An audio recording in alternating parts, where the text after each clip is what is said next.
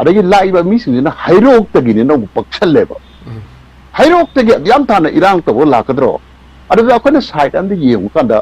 jema ina se kari mo resign tarodi pham singani na leidaba se kawa bu koliba thongju kendragi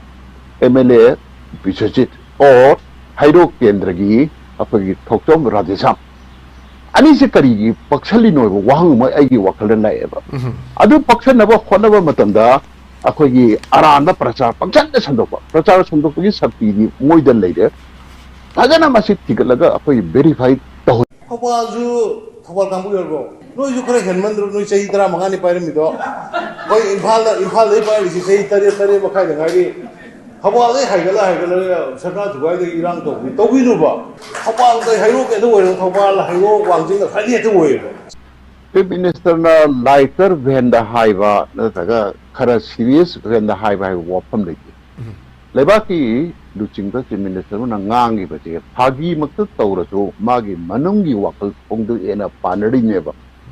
maramaduna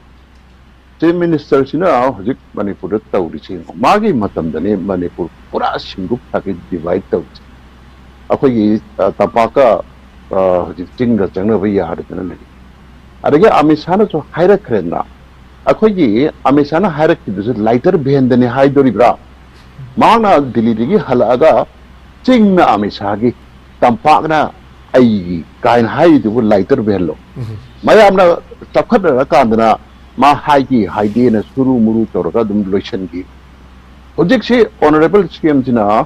akhoi Manipur si singup chana divide torga leirigai chereksda amuk Delhi je amuk singup chana amuk Delhi the maru na maiti tauriba singche masi yam satina divide tawgi wangang che masi da magi motive che kari sida aina hangning wahangam leiba kawa area da handat nungdang yam kana irang focus dida kawa gi praja sing club sing na pongdok khiba leiba adbi tauriba mi singje akoi chai area ki mi matanate Mapani lakpane Mapani laga taurabani maikum upi na hai makoi na nung thawa nauri to kapa adagi se nongoi caption bagi case phok tu yaw kre imphal SP karigi moi SP gi gari da thomana phongdor puja club kunthra mangana khuyek toroga pirakone aya mar thongju kendra adagi laiba mi singina hairok tagini no pakshalleba hairok tagi yam thana irang to lakadro adada akona side and the yeng kanda Chief Minister kari mo resign tarodi pham singani na leidaba se kawa bu koliba thongju kendragi MLA Bijoy or hairok kendragi apagi thokchom radesam ani se kari paksali no wahang ma ai gi wakal na eba adu paksal na ba khona ba matamda akogi aranda prachar pangchan da sandokpa prachar sandokpagi sakti di moidal leide fajana masik tigalaga akoi verify tohoningeba verify to honing di hojiki thobal maikagi seriously pongdu idna emotion da pongdo pari ada ground reality di high besinje kana kari maram da handaki haugi ban me tharani da tawgi irang sidira anti central government anti amisa Kuldip Singh DGB against the kanna haurureba adaga CM na injin ba manba amasu yaweba insan man ba mai jawe haibadi akhoi majina pura sent akhoi kari hatare yamna sengbagi mawngda tawge takthuraga tawriba thabak se akhoi bisisi koi kendran adage radesam koi gi kendra gi mi lai kaina tongana mingonda pakshan man ba mai jawe ngarang je social media ra CM gi against the ngago mayama sendok cheri nei thagalak pa ui aduga CM na so hagi ba matungina aran ba ngang ba sendok chat badardi mahak su yam chauna sendok pa man darkar leri yam chauna sendok pa man darkar leri asoi ba aran ba Manipuri prajada akoi ikai ba piba akoi ba yang ju apang ning khan ba wangang ka yam yauri adugi matang da 2020 gi hongna mana ngangi ba asoi me che one by one puthuradi yam re adura CM su niyom chumna honestly ngang biyo maduga cha manana praja angang naha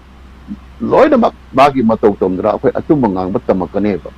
ningthauna tawriba thabakche parajasina tam adana hojiki hariba statement da akhoi manipur gi beri da leibase lawai imphal aina divide tawbusibauta muthatnaba honari tanjasida chief minister amana thawal maikai jama isau kaw marandi yam sangna akhoi ibobi sahab na koi na parliament ada mana so hai dunina akhoi noina chahi tranga paire do 8 do kai noi se kanabuno congress ki chief minister chahi tranga or number siri ibobi sin natro ma manipur ki chief minister ne ma samak su hujik manipur ki chief minister kaw dong taweba noi ekhoi thawal haingang kaina sumaina chaladi chief minister we the matik chade 미기 마임도 좀 사는 거 보라 농 탐보도 호도가 부르가 두가이 농분을 남기 아들이 그 사람 거기 나서 하고 미기 사가이 사를 탐저 뭐 부식이 юм 사가이 와도 더 시도 부분에 에 이봉업까지는 너는 사가이와 스마스마로 사부도 부르시고 너희도 사이에 좀 안돼 가만히 있구나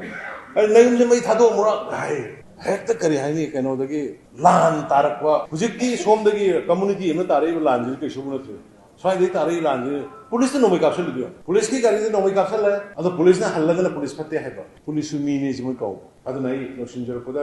कोई unity लिस आई size जब दो